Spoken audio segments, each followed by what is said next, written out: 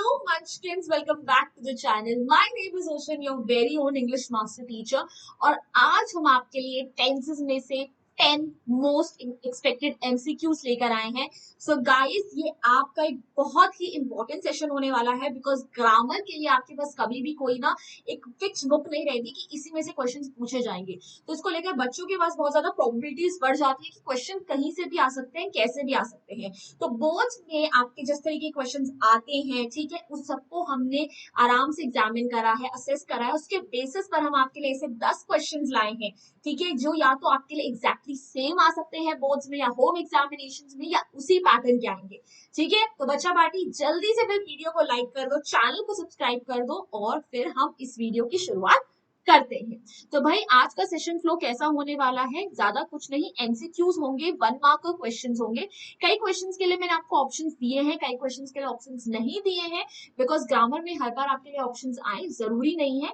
Last में एक homework question आपके लिए दिया है, ठीक है, तो उसको प्लीज कंप्लीट करना. उसका आंसर आप जरूर कमेंट सेक्शन में डालना. क्यों? ताकि आपका नेम मैं वहां से पिक करूं और has homework home runner declare करूं.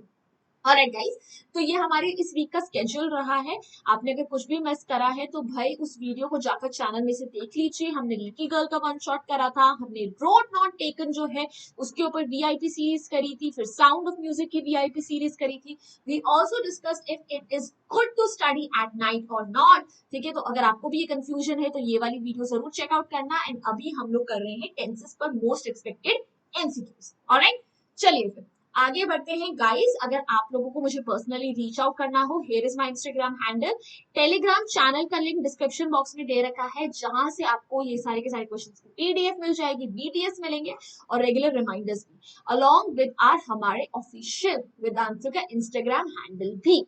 तो चलिए भाई, पिछली बार के होमवर्क होम रनर्स को अप्रिशिएट करते हैं, जो कि कुछ ये रहे: Avantika Singh Tomar, Shashank, Bina, Sumahi and Harish. Congratulations guys, good job. If you also want to see your name next time on the screen, तो एंड तक रुकना, होमवर्क क्वेश्चन जरूर करके जाना. ठीक है, चलिए फिर आज का रूल्स ऑफ मोटिवेशन लेते हैं और आगे बढ़ते हैं. It doesn't matter how slowly you go as long as you do not stop. कोई बात नहीं, प्रोग्रेस धीरे धीरे हो रही है ना, चलेगा, बट चलते रहना बहुत ज्यादा जरूरी है, रुकना नहीं है. ठीक है, तो आपको अपने अंदर ना इंप्रूवमेंट एकदम से नहीं दिखाई देगी, ग्रेजुअल होता है. तो अगर आपको अभी ऐसा लग रहा है कि चीजें डिफिकल्ट है तो it's okay, don't stop, just keep on walking and walking hard. Okay भाई, चलिए फिर अब हम अपने एमसीक्यू स्टार्ट करते हैं. And here is our question number 1. A new Guinness World for the largest performing rock band in China after 953 musicians did a show together almost twice the previous record. और हमें set का यहाँ पे correct form use करना है. अगर हम बोले new Guinness world have been set तो वो गलत हो जाएगा बिकॉज एक ही है, तो यहाँ पे हैव नहीं हैज आना चाहिए. अगर मैं इस बीन सेट बोलूं तो वो भी सही नहीं है, इसके साथ बीन का कॉम्बिनेशन नहीं आता. इस बीइंग सेट यानी अभी ऐसा हो रहा है वो भी नहीं है, क्योंकि जो म्यूजिशियंस है वो ऑलरेडी परफॉर्म कर चुके हैं, they did a show together. So the correct answer is has been set. A new Guinness world record has been set. ठीक है, क्योंकि वो ऑलरेडी सेट हो चुका है. And yes, the correct answer is B, which is has been set. Alright, चलिए आगे बढ़ते हैं क्वेश्चन नंबर 2 की तरफ. नाउ इसके अंदर हमारे पास एमसीक्यूज नहीं है. ठीक है, fill in the blank by using the correct form of the word given in the bracket. ठीक है, for a given portion of the letter. ऐसे क्वेश्चंस आपको बोर्ड में आराम से पूछे जाते हैं. Need for dash healthy eating resources, तो ये सब्जेक्ट है किसी लेटर का और हमें प्रमोट का करेक्ट फॉर्मेट यहाँ पर भरना है. तो भाई प्रमोशन, प्रमोटिंग, प्रमोट, ऐसे कुछ भी आ सकता है. तो भाई अगर प्रमोट लिखेंगे तो वो सही नहीं है बिकॉज यहाँ पे फॉर, नीड फॉर प्रमोट नहीं. ठीक है, नीड फॉर प्रमोशन अगर लगाएं तो यहाँ पे ऑफ आना चाहिए, वो लिखा नहीं है. तो नीड फॉर प्रमोटिंग आएगा बिकॉज जब भी फॉर आता है ना तो उसके आगे आईएनजी वाला वर्ड लगता है. तो need for promoting healthy eating routines and see it is the correct answer. कितना इजी है ना, बस थोड़ा सा लॉजिक लगाना है, क्वेश्चन को अच्छे से पढ़ना है और जल्दबाजी में आंसर नहीं लिख कर आना है. और जितने भी बच्चे हैं जो बोलते हैं हम मन की आवाज सुनते हैं, मन की, वो मन की आवाज को थोड़ा सा बंद कर दिया करो अगर उसके अंदर लॉजिक नहीं है. ठीक है, चलिए क्वेश्चन नंबर 3 की तरफ बढ़ते हैं। Developed in India over 5000 years ago, यानी पहले डेवलप हो चुका है। Ayurveda dash world wide recognition as an efficient health care system. भाई आयुर्वेदा तो आजकल वैसे ही बहुत नाम कमा रहा है, ठीक है, इंडिया में है, ठीक है, बट अब हमें उसकी कीमत समझ आ रही है। सो आयुर्वेदा वॉज गेनिंग, ठीक है, पहले गेन कर रहा था, नहीं ऐसा तो नहीं था। आयुर्वेदा हैव गेन्ड भी नहीं होगा क्योंकि सिंगुलर लेंगे। Ayurveda were gained, again subject verb agreement, पर तो आएगा ही नहीं, तो आयुर्वेदा हैज गेन्ड, उसने ऑलरेडी गेन कर लिया है, ठीक है, has gained world wide recognition as an efficient health care system. तो कई बार अगर आपको ऑप्शंस में कंफ्यूजन भी हो जाए ना, तो सबसे पहले उन ऑप्शंस को एलिमिनेट करो जो आपको पता है कि ये तो इसका आंसर हो ही नहीं सकते। जैसे हमने यहाँ पे सब्जेक्ट वर्ब अग्रीमेंट लगाया, तो हमने बोला देखो हैव वाला नहीं होगा, हमने बोला वर वाला भी नहीं होगा, तो अब हमारे पास दो ही ऑप्शन बचे हैं। तो अगर आप तुक्का भी लगाते हो ना, तो फिर आपकी 50% प्रोबेबिलिटी हो जाती है कि आप सही आंसर दोगे, ठीक है। तो प्लीज इस मेथड को जरूर यूज करना। आगे बढ़ते हैं। On my friend's farm, they dash an alarm clock because the cockerel, cockerel basically क्या होता है, कुकड़ू, आपका जो क्या बोलते हैं मुर्गा, okay, dash at 5 o'clock every morning without fail, ठीक है। तो बेसिकली फ्रेंड के फार्म पर उन्हें अलार्म क्लॉक की जरूरत नहीं है क्योंकि रोज जो हमारा मुर्गा है वो कुकड़ू करके 5 बजे उठाता है। So on my friend's farm, they don't need, could be possible, they haven't needed, ठीक है, an alarm clock ये भी हो सकता है because the cockerel was crowing, नहीं नहीं, वो तो every morning crow करता है ना अभी भी, तो भाई ये इसके अंदर तो past continuous नहीं आएगा। they won't need because it is crowing, नहीं नहीं भाई अभी crow कर रहा है तो अभी भी जरूरत नहीं है, won't क्यों लगाएंगे। they didn't need an alarm clock because the cockerel will crow, यहाँ पे पास्ट, यहाँ पे फ्यूचर, बिल्कुल भी कॉम्बिनेशन नहीं बैठ रहा है। So the correct answer is this, that on my friends farm they don't need an alarm clock, why, because the cockerel crows at 5 o'clock every morning, भाई हर सुबह वो कुकड़ुकू करके जगा देता है, and this is the correct answer, right. आगे बढ़ते हैं।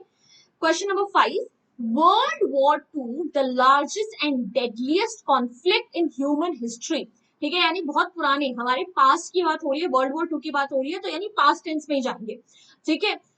Dash more than 50 nations and was fought on land, sea and air in nearly every part of the world, ठीक है। हैज इन्वॉल्व तो आएगा ही नहीं, प्रेजेंट में तो हम जाएंगे नहीं।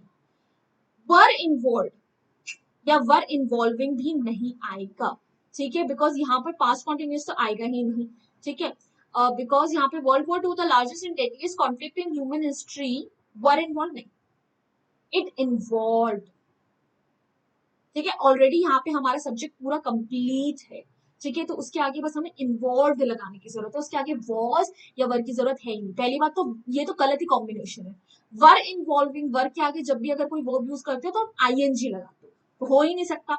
अगेन ये वाला भी गलत है, क्यों, क्योंकि यहाँ पर वर्ल्ड वॉर टू एक ही वॉर है, तो यहाँ पे वर कैसे लगा है, सब्जेक्ट वर्ब ही नहीं अग्री कर रहा है, ठीक है, तो correct answer is involve, and C it is the correct answer, so easy. Moving ahead to question number 6. ये को error correction. Identify the error in the given sentence from a school magazine report and supply the correction. Critics have time and again points out that our education system tends to judge widely different students on single line parameters, which is unfair. तो इसमें error क्या और correction? बहुत simple. अगर आपको पता चल गया है ना तो कमेंट सेक्शन में बता देना, वरना ये बहुत सिंपल बताती हूँ। देखो यहाँ पर आया हैव के साथ क्या आता है, वर्ब का थर्ड फॉर्म, यहाँ पर तुमने वर्ब का फर्स्ट फॉर्म यूज करा, व्हिच इज रॉन्ग, तो पॉइंट्स की जगह यहाँ पे क्या आना चाहिए, pointed, which is the third form, तब ये सही हो जाएगा, that critics are time and again pointed out, as simple as that, और कहीं ढूंढने की जरूरत नहीं, and see this is the correct answer, ठीक है। सो टेंसेस आपको एरर करेक्शन, ठीक है, fill in the blanks, MCQ, किसी भी फॉर्मेट में पूछे जा सकते हैं, आप देख रहे हो, ठीक है, सारे के सारे जो क्वेश्चंस है ना, ये आपके बोर्ड के पेपर्स को एनालाइज करके ही लिए गए हैं, इनमें से कुछ क्वेश्चंस तो पूछे भी गए होंगे, ठीक है। सो इन सबको ध्यान से करिए, ध्यान से नोट करिए। नाउ इन सितंबर 1918 यानी अगेन बहुत ही पुरानी दूसरी बात, प्रेजेंट और फ्यूचर टेंस को तो देखेंगे. A flu virus dash spreading through Camp Devens and overcrowded military base just outside Boston. ठीक है, बहुत. सबसे पहले तो इन दोनों को हटा दो. क्यों? प्रेजेंट की बात ही नहीं, पास्ट की बात है. ठीक है, अब यहाँ पे आईएनजी वाला ऑलरेडी वर्ब आ गया है, तो यहाँ पे वाज बिगिनिंग स्प्रेडिंग नहीं, दो आईएनजी वाले वर्ब्स एक साथ नहीं आते. So a flu virus began spreading. ठीक है, that is the correct answer and here it is. C, began is the correct answer. So easy. देखो हम लोग कैसे ना, जो सबसे पहले इनकरेक्ट आंसर्स हैं, ठीक है, उनको तो सबसे पहले हटा रहे कि भाई ये तो इसका करेक्ट आंसर हो ही नहीं सकते किसी जन्म में, तो इनको तो सबसे पहले हटा दो. उसके बाद बचे हुए ऑप्शंस में हम आइडेंटिफाई करते हैं कि कौन सा करेक्ट आंसर हो सकता है, और यही ट्रिक आपको एग्जाम्स में भी अप्लाई करनी है, याद रखना. चलो अब क्वेश्चन नंबर 8 की तरफ आ गए हैं. 2 मोर क्वेश्चंस आले. माय पेरेंट्स हैज या हैव, अरे सिंपल, हैव दो है ना, recently celebrates their 15th anniversary. अरे हैज या हैव है तो क्या आना चाहिए, वर्ब का थर्ड फॉर्म सेलिब्रेटेड. बस इसके आगे एक जी लगा दो. ये रहा हमारा थर्ड ऑप्शन. अगर मैं थोड़ा जल्दबाजी करती ना, मैं पहले ऑप्शन को टिक करती. क्यों? क्योंकि मुझे देखो यहाँ पे अरे हैव दिख गया ना, यही होगा.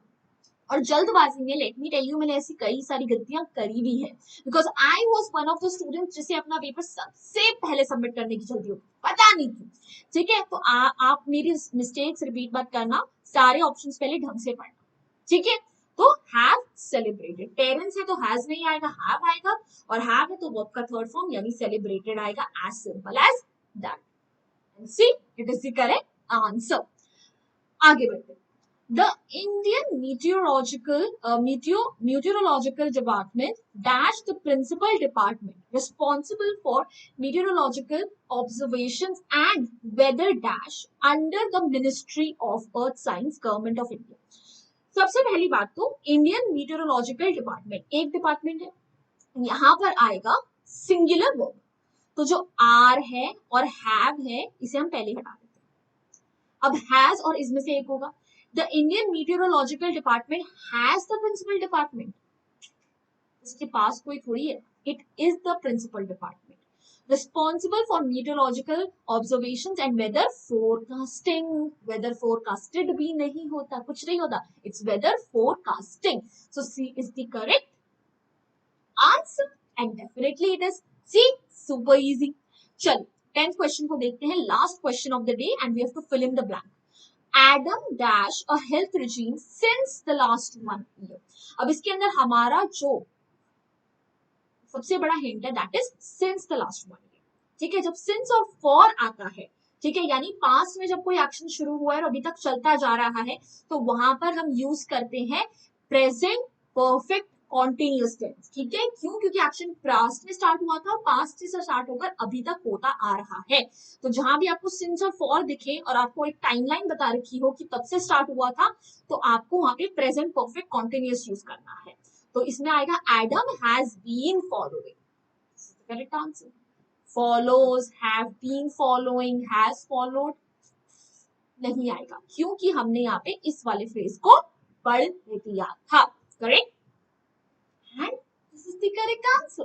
See, super duper easy. ठीक है, तो इस तरीके से हमने कंप्लीट कर लिए अपने 10 मोस्ट इंपॉर्टेंट एमसीक्यूज. अगर आपको वीडियो देखकर मजा आया ना, तो जल्दी से वीडियो को लाइक और चैनल को सब्सक्राइब कर दो और अपना होमवर्क क्वेश्चन नोट डाउन कर लो. सो यहाँ पर भी आपको फिल इन द ब्लैंक करना है. It dash take a long time for a country to rebuild after an earthquake. There may be aftershocks for many days. Rebuilding cannot start until all the aftershocks dash stop. तो आपको ये दोनों blank fill करने हैं take और stop का correct form use करके. ठीक है, हमने 10 क्वेश्चन डिस्कस करे हैं. एक क्वेश्चन का आंसर आप कमेंट सेक्शन में दोगे ताकि I can pick your names from there for homework home runners. And that's it guys. ये हमारा इस हफ्ते का स्केड्यूल रहा है. कोई भी आपने वीडियो मिस करी है चैनल से प्लीज देख लीजिएगा, आप सबके लिए बहुत इंपॉर्टेंट है. एंड मुझे फॉलो करने के लिए oceanful__ पे आ जाइए. टेलीग्राम चैनल का link along with official Instagram handle of Vedantu का लिंक आपको डिस्क्रिप्शन बॉक्स में मिल जाएगा. Make sure to follow us from over there as well. And that's it. I hope you enjoyed this session. If you did, make sure you hit the like button. Don't forget to subscribe to the channel. Share this video with your friends as well. And until then, tata, bye bye, hasta la vista. फिर मिलेंगे बढ़ते बढ़ते.